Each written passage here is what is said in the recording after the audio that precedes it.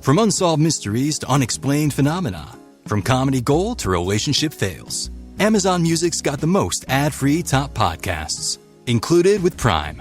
Because the only thing that should interrupt your listening is, well, nothing. Download the Amazon Music app today.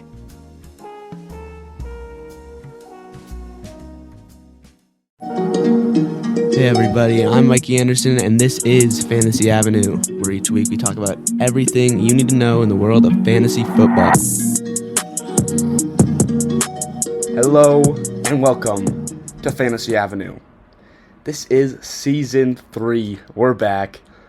By we, I mean me, Mikey. I'm in my, some changes have occurred. I'm in my room.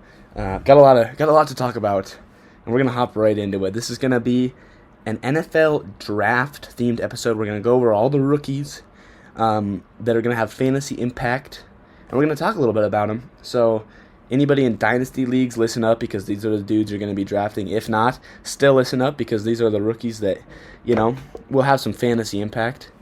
But it's good to be back. So let's see, what has changed? First off, I'm in my room, and that is because I got a kind of a mobile kit for podcasting now. My dad's work, little shop office area. Follow the Instagram at the Fantasy Avenue Podcast, and you'll see updates about the room. It's kind of a communal podcasting room area. The main guy, Mr. Adam, he's moved out. So, hold up. I'm just gonna check my Wi-Fi real quick. I'm gonna turn my Wi-Fi on. Hopefully this doesn't turn off my recording. And I'm not gonna pause my recording because we're real ones here. I'm going to be honest. Okay, Wi-Fi's on. As I was saying, Adam, absolute G. He moved away last year. So it kind of left the room to me and a couple other guys with trying to get some small podcasts started. And the room is a mess. Todd, I'm calling you out. Don't leave your mountain bike in the podcasting studio. It's a sick bike, but bro, you're ruining the setup of the room with your bike in the middle of the room. Anyway, I go down to the shop quite a bit, but I don't want to do it every single time I want to film or make a podcast. And I think this is going to make it easier for me to stay on schedule weekly, maybe even twice a week if I do it in my own room. And I have a little kit now with my own little laptop, my own mic, my own soundboard. Real nice and easy. Hopefully the soundboard sounds good. I cannot tell, and I don't really know how to use it. But, let's see. Is this button going to do anything? See, I don't think I did anything at all. But it would have if I knew how to use it. Anyway, so I got a new setup, and so I'm going to be in my room, and that's just awesome. Now, if I have guests on the podcast, which guests, let me know. You will get on. You don't have to have any fantasy knowledge.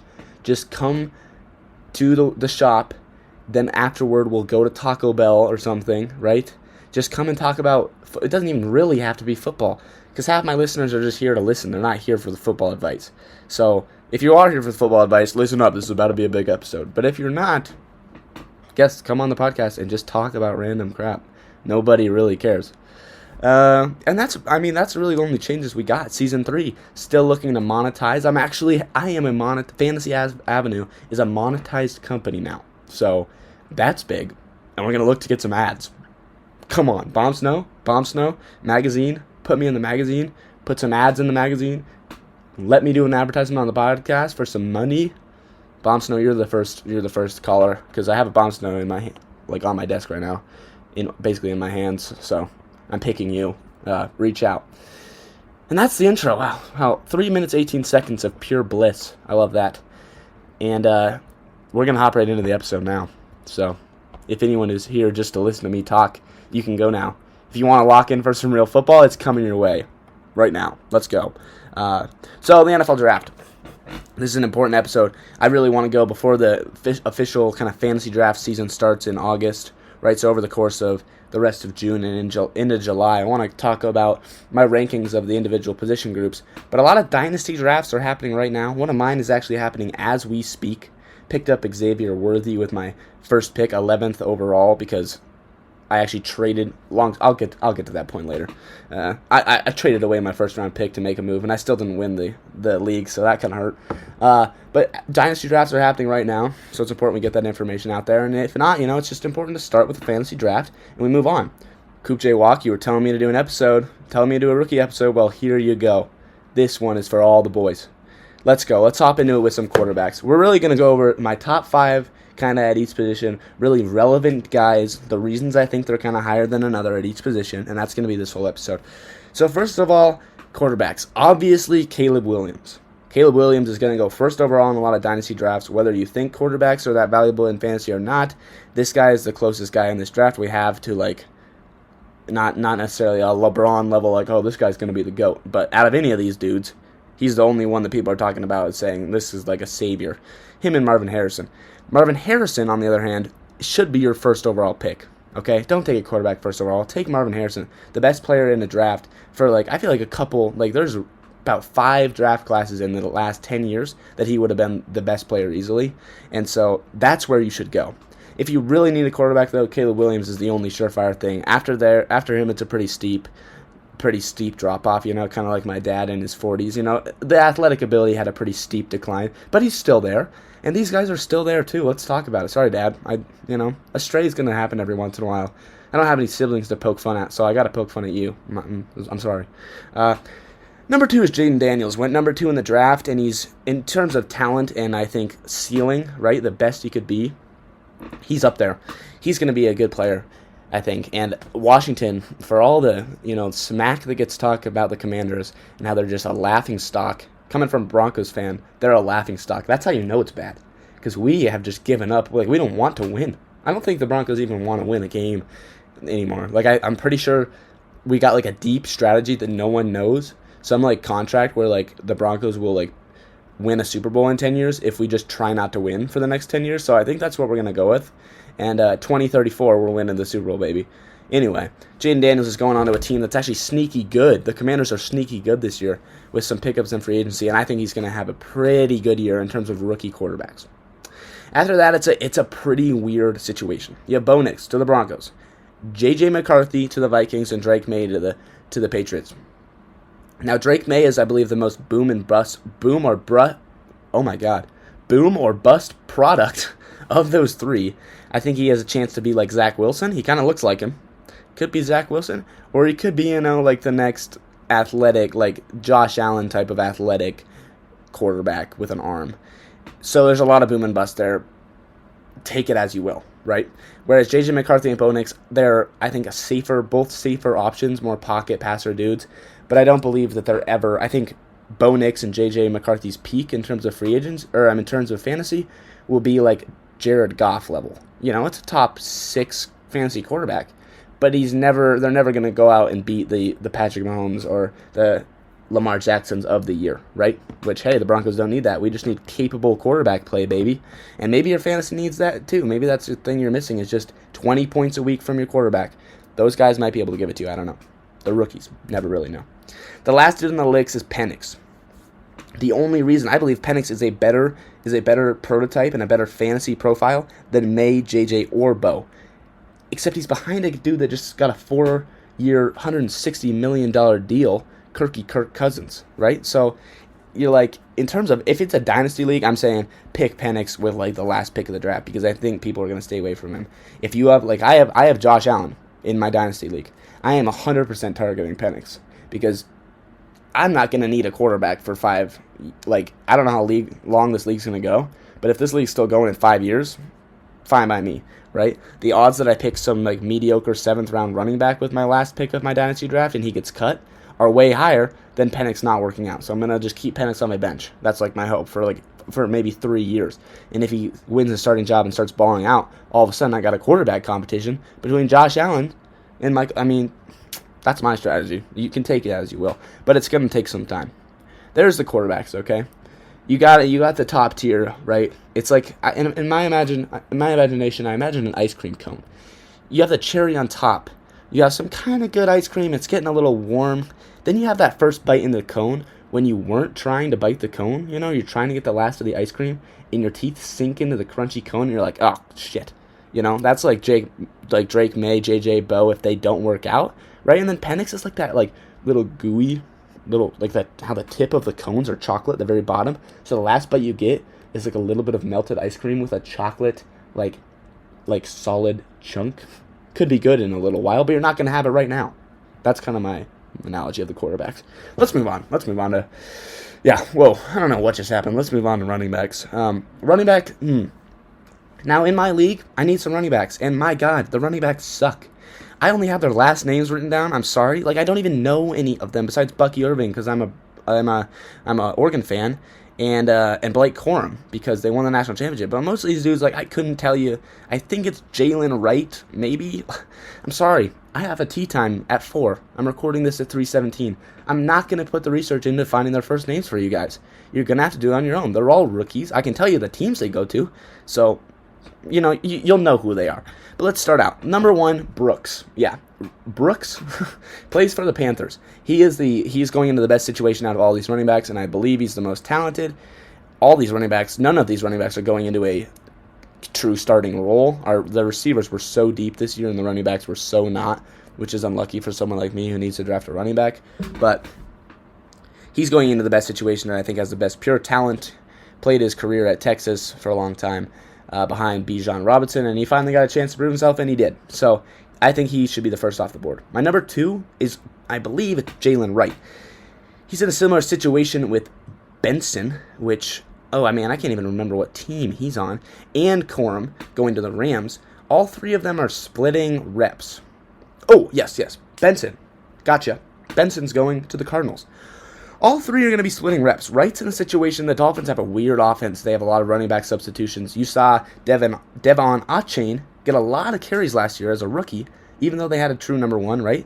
So it's a little bit of a weird situation. Jalen Wright is a speed demon. Apparently he hit like 23.7 miles per hour in practice or something, which is like faster than anyone's. Yes, it's practice. Yes, they are wearing less gear. Maybe, I don't really know. It was faster than anyone in an NFL game last year. So dude has some speed. Going into a better situation than Corum, who I think everyone knows more about because he was on a national championship team, but I believe Wright and Benson both have a talent level similar to Corum. Wright's going to be your number 2 running back. They're going to fall in line. Then you've got Lloyd. He's going to the Packers. He's in the worst situation, and he was drafted last out of all of them. So I'm going to say he's your late-round flyer. Maybe he works out as an NFL career, or maybe not. Maybe you're taking Penix instead. It's my type of thing. And last up, Bucky Irving. This is a dude to wait on as well because he falls a little lower, but he's going into a better situation with the Bucs. He's just not quite the workhorse type of level. But honestly, if I'm drafting, I'm going Brooks, Wright, Corum, Benson, Irving, Lloyd, and I'm waiting on Irving because I'm snatching him in like the last round of your draft if you can get him, because I think the upside of him is higher than any of them besides Brooks or Wright. Maybe I think his upside is maybe 3rd. His bottom side, he's like 5'9", 160 dog at Oregon. My God. But his downside is he never really gets a chance to prove himself, as a 3rd down back who catches a few passes, can't get away from the Luke Kuechly's of the NFL, and doesn't work out. So that's kind of your running backs. Running backs are mid as jaw this year, like mid as Lord. You feel me? Let's move to receivers. I'm getting distracted by like how cool my room is right now. Just got a new white blanket because I was rocking an orange blanket for a while. Orange is not necessarily a color that you love to see a lot. It's a little weird. Yes, I'm a Broncos fan, but I didn't need an orange blanket. It was just kind of an eyesore. Now I'm rocking this clean white sheet, right? My desk is pushed up against my bed, so all I'm seeing is this halo of white comfort waiting for me tonight, and I love it. And so, sorry if if I start to nod off, because I'm just imagining sleeping tonight. Let's move on to receivers. The receivers, God, I want to talk about the receivers. Oh, my Lord, it's like hitting a good drive in friggin' golf, which I rarely do. Driving's my worst feat. Put me within 100 yards of the green, and I am chipping onto the green and 1 or 2 putting guaranteed. My short game is elite. I just can't seem to get off the tee box. It's a little unfortunate. But when you hit a good drive, that's similar to this wide receivers class and how deep it is. Let's go right into it. Your top 3, like undisputed top 3, are Marvin Harrison, Rome Azube, or however you say his last name, and Malik Neighbors. In any order, I believe everyone's got Marvin Harrison first. Bro is going to be elite. Rome and Neighbors are pretty similar. Rome is going to, I'll call him Malik, because I guess I'm calling Rome by his first name. Rome is going to the Bears. Malik to the Giants. And while a lot of people think that Malik Neighbors is a little bit more talented, has a little bit more NFL level talent and athleticism, barely, right? They're so close together. What gives me the edge to Rome and why I'm going to pick him in a number 2 overall situation if Harrison's off the board is because of his situation. The Bears, he's going into a situation with the best quarterback in this class, and I mean, unless I'm forgetting someone last class, tank for Williams type thing. Going into a situation where I feel like that could be an elite duo for such a long time. Malik's going to the Giants. I mean, they're like a pit of fire. Like think about the Commanders and the Broncos. Then you think of the Giants. That's how bad it is. My Lord. I think Neighbor's going to have a great career, but Rome is going into a situation where he can produce immediately within an elite NFL offense. The Bears trying to make up for 4 decades of, bowl nothing. I'm going to pick Rome over him. The next 2, 3, 4, everything gets a little shaky. I believe your more sure things are, I believe his name is Brian Thomas Jr. I'm blanking a little bit, but I believe he plays for the Jaguars. Blanking on the first name, but you know the point. And Keenan Coleman on the Bills. My God, that dude is funny. So when drafting, try to lose your bias, because I almost picked Coleman today, and I did not want it would not have been a good pick, but I was just like, dude, this kid's so funny, I gotta pick him. And then he got picked before me. Somebody reached, not to call you out. You definitely don't listen to my podcast, because it wasn't Joe, and I'm pretty sure Joe's the only one in the league who listens, but whoever it was reached, and I think it's because he's funny. You want a funny dude on your team, but come on now. In fantasy, that doesn't matter. So they're the 2 more sure things. The guys who I believe are a little less sure things are Xavier Worthy and Adonde Mitchell, 2 Texas receivers. The upside, though, is massive. Mitchell, bro, his catch against Washington at the end of that game, literally, I saw that and I was like, whoever that kid is, because I didn't really even know who he was, is going to be an NFL star. And I looked into it, he didn't have an insanely good year, but he fell way lower than he should have, and I believe he has a chance to be as good as Rome or Neighbors in this class. So, he is huge boomer bust, or he could just be mid as hell, and he could be the next Jerry Jeudy. I don't know what's going to happen with him. Xavier Worthy, on the other hand, I think has the same upside with a little more safety. He's going on to the Chiefs. You don't know what's going to happen with Rashee Rice and all his suspensions. Bro just is on the zaw a little too much. I get being, trying to drive fast. You're an NFL player. But come on, bro. If you get in a car wreck, you can't just leave the scene. I like to drive fast, yes. I've never been in a car wreck. And if I was, I probably wouldn't just leave. Doesn't even make no sense. Anyway, Worthy's going into a situation where they don't really have a true number 1 receiver. They only got Travis Kelce, and it's the most explosive offense in the last, consistently over the last, 10 years. You're basically a Tyreek Hill replacement. If he can get anywhere close to where Tyreek Hill was for all those years, he is going to be an elite pick, especially where he's going in a lot of drafts as a rookie, right? And kind of further down the list of receivers, going as the 6th receiver in my draft today, I was snatching up. Highest upside, I believe. He's got a pretty high floor. I mean, he's got so much speed. There's no way he's just going to suck. He's going to catch a few deep balls, guaranteed.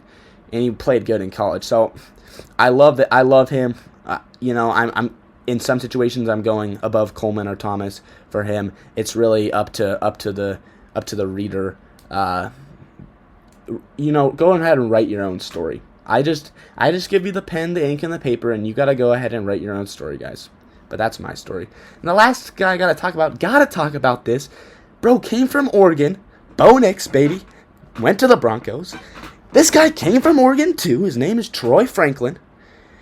Oh, man, he's good. Man, he is good. I am so excited because I'm a big Oregon fan. I'm so excited to have some Oregon players in the Broncos, even if we suck, because I know Troy Franklin is going to ball. Bro should not have fell to the 4th round. We got one of the steals of the draft, and that's unbiased. He had a 50th overall projection by majority of, analysts. This guy's going to go within the top 50. He went 121st or something.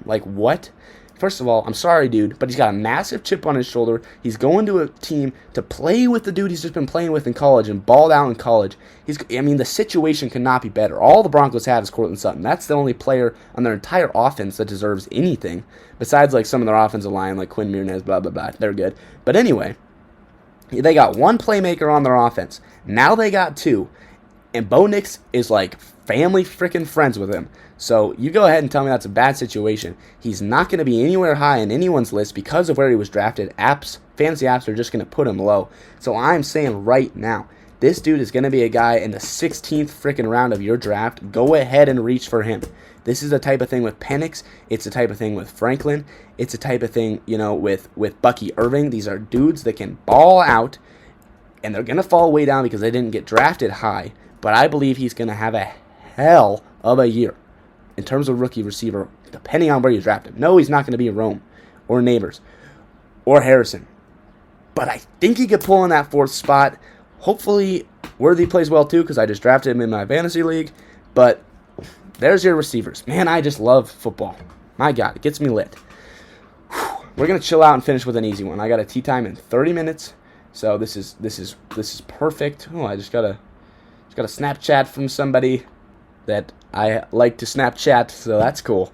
Tight ends. We're going to finish with tight ends. And not that kind of tight end. I mean the tight end not on the football field. No. I meant the tight end on the football field. This draft class is pretty damn disappointing. We got Brock Bowers going to the Raiders.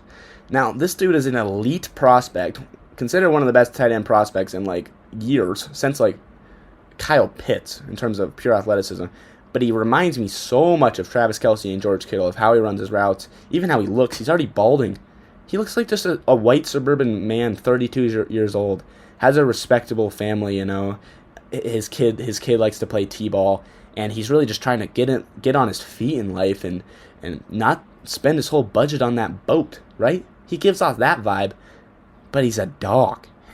The only problem with the situation is he's going to the Raiders, who drafted Michael Myers or whatever his name is. That's a Halloween character. I think that's his name, though, too, low-key. I can't really remember. Coach Chandler would be able to tell me right away because it's all he ever says in weights. He talks about the Raiders tight ends. He's like, oh, he's going to be good. I'm like, well, you have 2 of them, so you're going to have to pick. That's the problem, is they drafted a dude in the first round last year, and he's a really good tight end. So I don't really know if they're going to run some 2 tight end sets or what. That's not really very fantasy good usually, but you know what? If you need a tight end, don't overthink it. Bowers, if I'm looking, let's just say I kind of need someone at every position, kind of, right?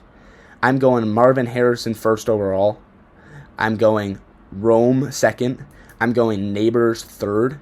I'm going Williams fourth. And I'm going Bowers fifth. In terms of who I believe are just the best. No, I'm going Bowers fourth, Williams fifth. Because quarterbacks don't have as much fantasy power. And if I need everything, that's a tight end that could be your tight end.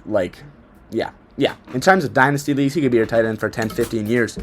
If he has the prototypical Travis Kelce career, right? Just drop my pen there. After him is pretty freaking abysmal. Don't overthink it. Pick him or kind of stay away from the tight ends. Theo Johnson. I wrote their full names because I've never heard of them. Theo Johnson and Ben Sinnott. Ben Sinnott is going to the Commanders. Onto a powerful receiving attack on a team that doesn't have a star tight end. So he is one of the guys who's going into a situation kind of where he could ball, but I have no idea if he's even good. Same with Theo Johnson. I can't remember. There was also a Panthers dude who I didn't write down because Theo Johnson didn't go to the Panthers. He went to somebody else. The Panthers don't have as good of a situation on offense, though. This guy had a pretty good situation. I hate to end the episode on me not knowing something, but, I don't get paid to know this shit because I don't get paid. So, Theo Johnson, remember the name. He's going to a team, the Bengals. No, that's not right. God, sorry, guys. Let me look it up real quick because I actually do feel like I should, kind of know some of the crap I'm talking about. I'll hit the outro while I'm looking this up. Never mind, I'm going to look it up. Going to the Giants. Okay, yeah. Giants is a little bit better offensive situation than the Panthers. Pairs with Nabbers down there, but I don't even know who he is. So those are guys you wouldn't draft. Those are guys if they're starting to get 6-7 catches a game, you're like, okay, I'll pick you up. You know how to catch the ball as a tight end, and that's always good. That's it. That's the episode. I got 28 minutes to get across town. I'm totally chilling. I'm gonna upload the episode right now. Maybe get a cool glass of cherry juice because that's what my mom bought. Come on, Mom. I mean, I understand that it says juice on it, but you might as well get, grapefruit extract or some, it's so tart. That's not cherries. It's like they squeeze the juice out of the pit. It tastes terrible. Anyway, it's all we got in our house, and I despise water. Just kidding. But I don't really want water right now. I want some juice. So I'm going to go get some tart cherry juice. I'm going to upload this episode, and I'm going to go golfing. And that's really all I got for you. So excited for Fantasy Avenue Season 3. Don't really know what's going to happen after this. I'm a senior in high school. Like, next summer I'll probably make some episodes, but I'm going to be graduated, and I don't know where I'm going. Got to work on scholarships and trying to figure out where I can go for cheap, because we don't got $200,000 to spend on college at all. See, that's really why I do the podcast. I don't do the podcast for fun. I don't do it to set myself up later in life to learn about talking, in front of people. I do it because my family needs the money. Gosh dang it. So give me some ads, okay? I eat wood for dinner. I bite off part of my desk because we're starving out here. So Fantasy Avenue better start picking it up and go viral, guys. Share Fantasy Avenue on your Snapchats, your Instagrams. We need to go viral, or Mikey Andersen will starve, okay? All jokes aside, that's the episode. Season 3, it's going to be a big one. I'm going to pour a lot into it because I don't really know what's going to happen after it. So, love you guys for stopping in and tuning in and telling me to do my podcasts. You're like, guys, like, Mikey, where's the next episode? Well, here it is. You have motivated me to drop an episode of Fantasy Avenue. See y'all later.